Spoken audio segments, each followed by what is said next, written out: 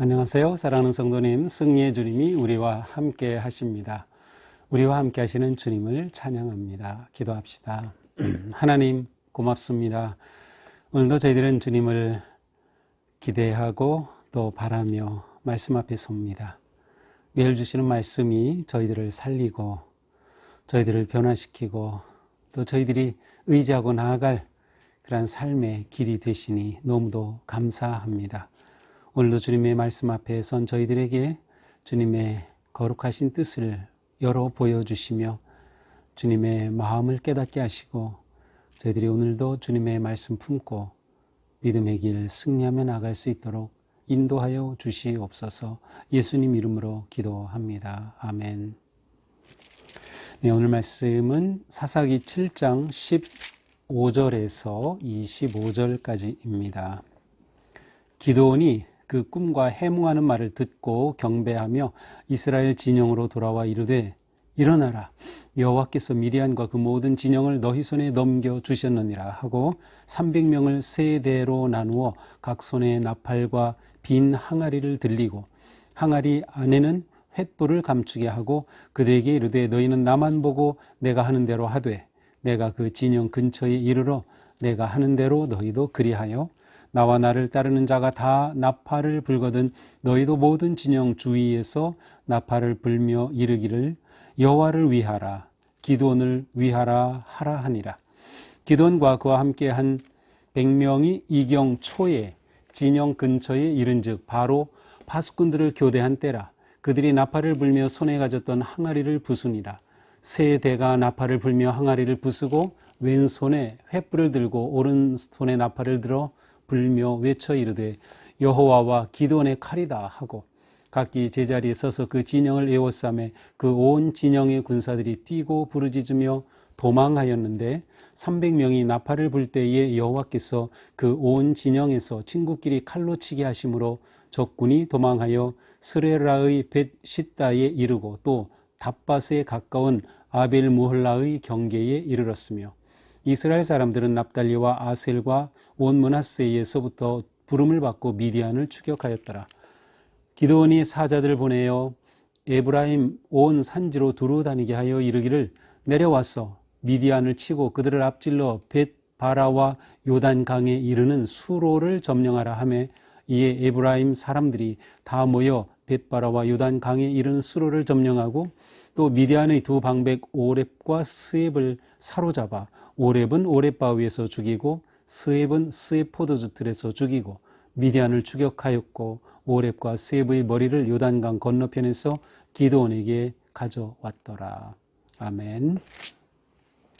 자, 이제 드디어 전쟁이 시작됩니다. 자, 오늘 말씀은 이제 기드온이 어제 본문에서 이제 미디안 진영에 가서 엿들었죠. 그랬더니 그 미디안 군인 한 사람이 꿈을 꾸었고 그 꿈을 해몽하는 그 이야기를 듣게 되었어요. 그것을 들으면서 기드온은 이 전쟁이 하나님께서 함께 하시고 하나님이 주신 것이라는 그런 확신을 얻게 됩니다. 자, 그래서 오늘 본문 15절 기드온이 그 꿈과 해몽하는 것을 듣고 하나님을 경배합니다. 그리고 이스라엘 진영으로 돌아와서 이렇게 말하죠. 일어나라.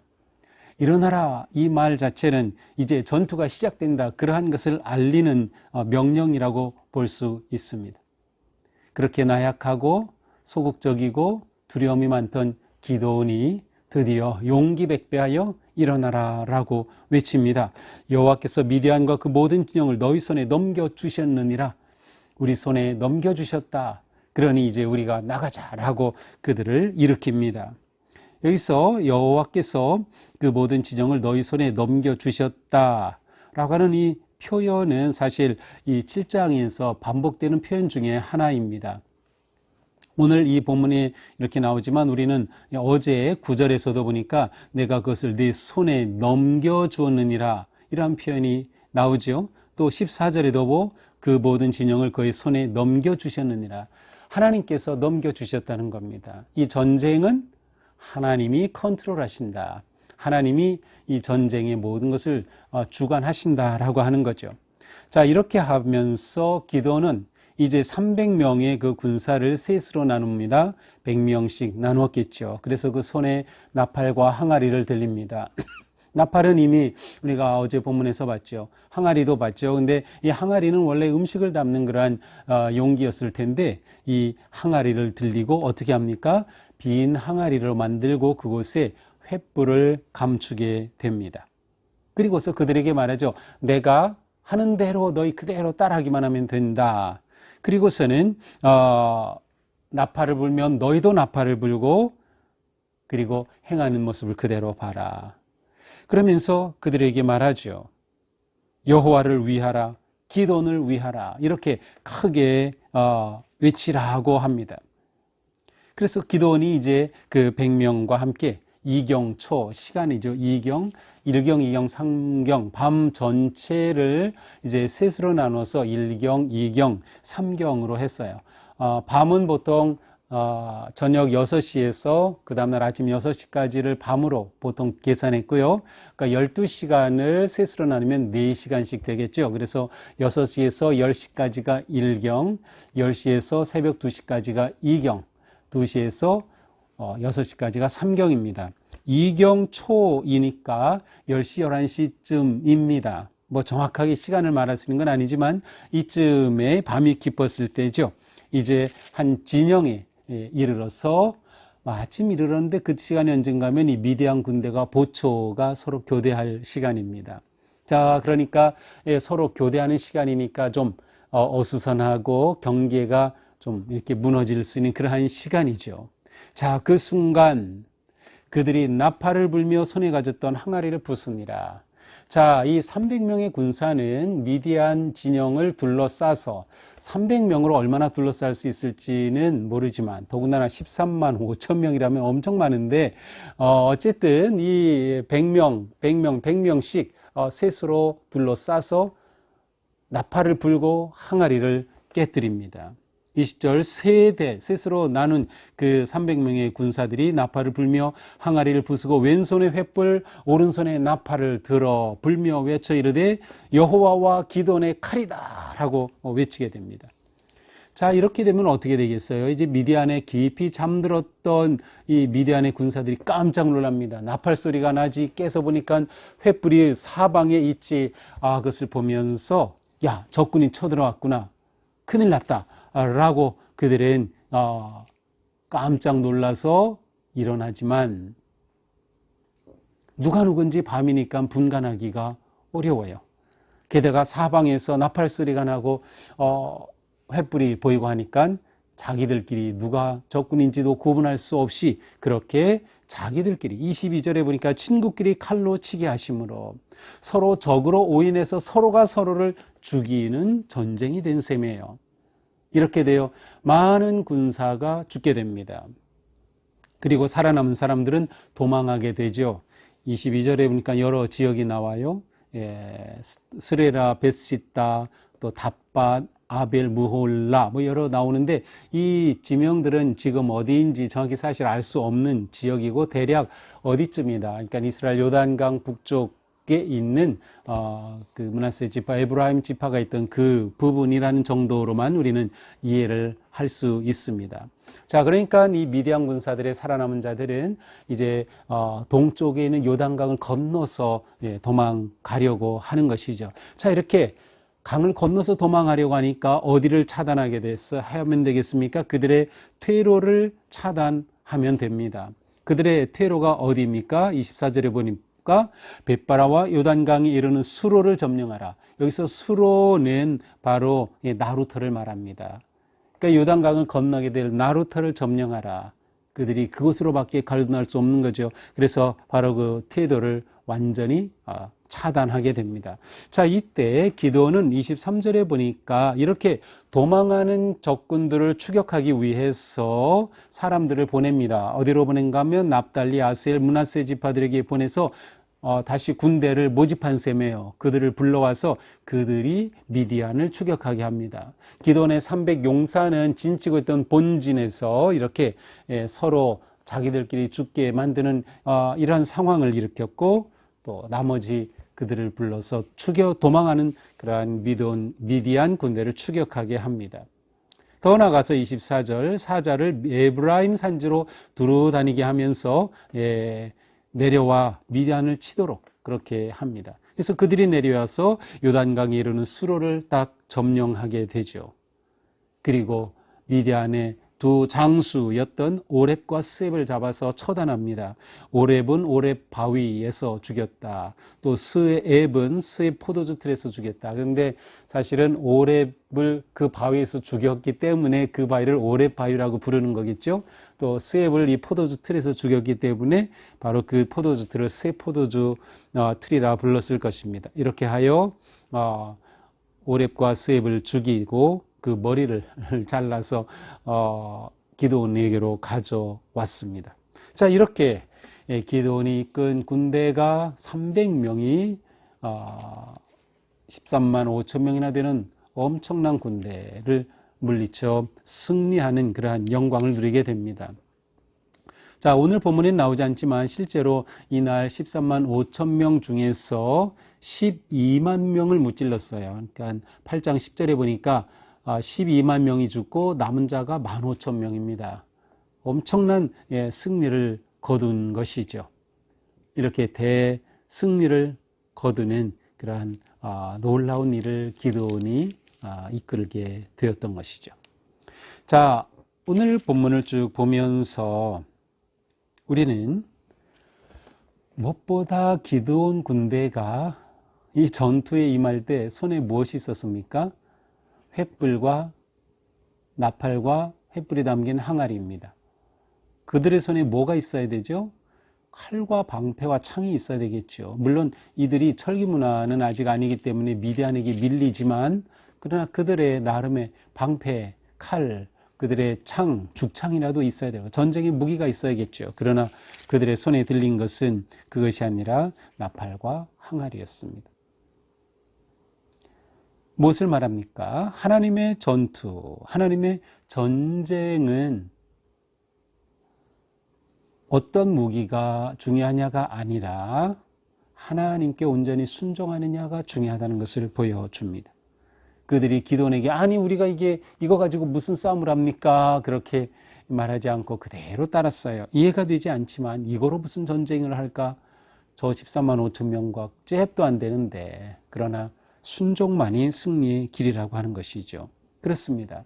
승리는 하나님의 지혜로 준비하고 그래서 나팔과 항아리의 횃불 하나님이 주신 지혜로 준비하고 하나님이 너희 손에 넘겼다라고 하는 이 약속의 말씀을 믿고 그리고 온전히 순종함으로 얻는 것이 바로 전쟁의 승리입니다. 하나님이 전쟁의 주인이시기에 하나님의 전략에 온전히 순종하는 것, 그것이 우리가 나아갈 길이죠. 자, 또한 우리는 오늘 본문에서 기드온의 리더십을 좀 생각해 볼 필요 있습니다. 지금까지 기드온은 굉장히 허약했어요. 그리고 소극적이고 자신감이 없는, 그래서 하나님께서 어떻게든 기드온을 세워서 이 전쟁을 일으키시려고 계속 기드온을 세웠던 것을 봅니다. 그런데 기드온이 하나님이 함께 하심에 대한 확신을 얻게 되었을 때 그는 담대하고 용감무쌍하게 이 전쟁을 이끌어갈 수 있었던 것이죠. 승리는 특별히 믿음의 확신을 가진 지도자를 통해서 온다는 것을 우리는 보여줍니다. 확신에서 오는 리더십, 이것이 얼마나 중요한지 모릅니다. 특별히 교회의 모든 사역이 진행될 때 우리 사역의 리더들, 장로님들, 권사님들, 사역의 팀장, 속장님들, 클래스 리더, 모든 어떤 사역에서든 그 리더들에게 중요한 것은 하나님의 승리에 대한 확신과 믿음입니다. 우리가 코로나로 많이 위축되어 왔지만 우리는 이 확신과 믿음으로 넉넉히 이겨 나아갈 수 있다는 것이죠. 우리가 이 믿음을 되찾아야 할 것입니다. 승리의 때 우리는 오직 하나님께만 영광을 돌릴 수 있도록 싸워야 합니다. 우리가 싸우는 싸움은 하나님의 도우심으로서만 이길 싸움을 싸운다. 이렇게 우리는 생각하고 이러한 믿음으로 나아가야 합니다. 내가 내 지혜로 내 힘으로 싸워서 이길 수 있는 것, 우리는 그런 싸움은 하지 않습니다.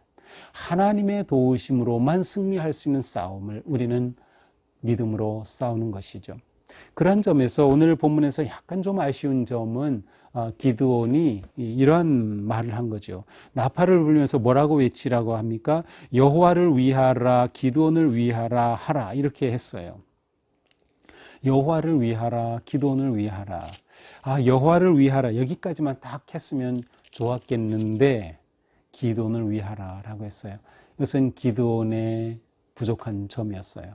자, 이것이 왜 부족하다고 생각하는가 하면 8장 22절에 가서 보면 이스라엘 그 백성들이 이제 기드온이 이렇게 승리를 하고 난 후에 기드온이 구원자라고 말합니다. 그리고 기드온을 세우려고 합니다. 기드온이 구원자 아니죠. 하나님이죠. 그러나 이 점에서 기드온은 온전한 리더십, 특별히 하나님의 영광을 위한 그러한 리더십의 부족함을 드러내고 있습니다. 이것이 후에 이스라엘 백성 간의 갈등도 초래하게 되죠.